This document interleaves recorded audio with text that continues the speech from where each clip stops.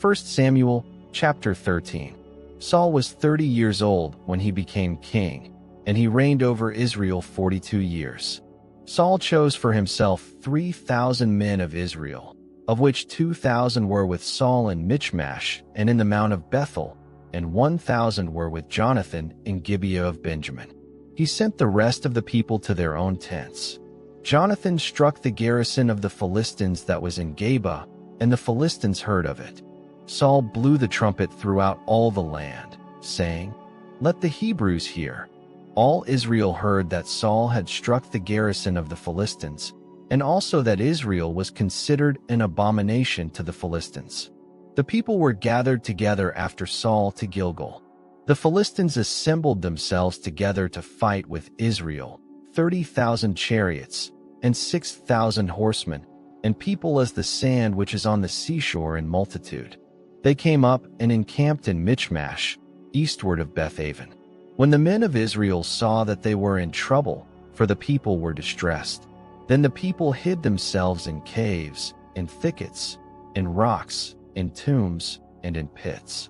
Now some of the Hebrews had gone over the Jordan to the land of Gad and Gilead, but as for Saul, he was yet in Gilgal, and all the people followed him trembling.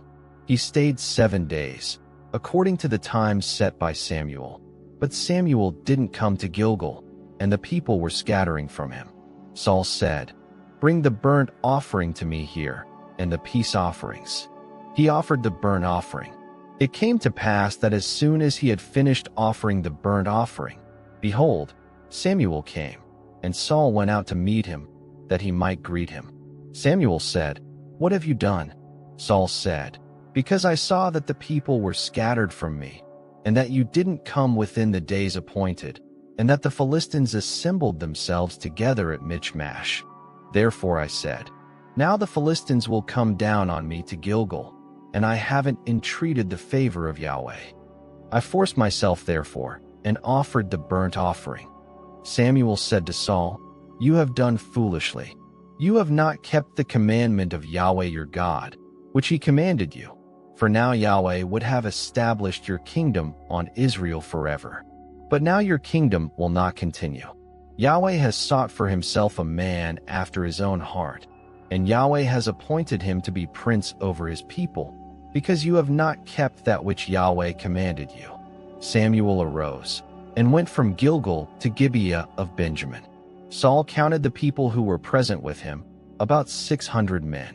Saul and Jonathan his son, and the people who were present with them, stayed in Geba of Benjamin, but the Philistines encamped in Michmash.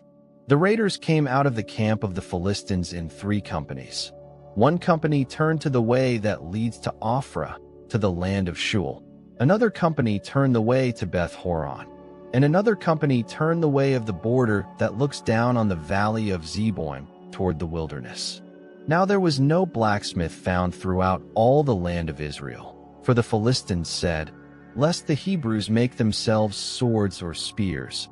But all the Israelites went down to the Philistines, each man to sharpen his own plowshare, mattock, axe, and sickle.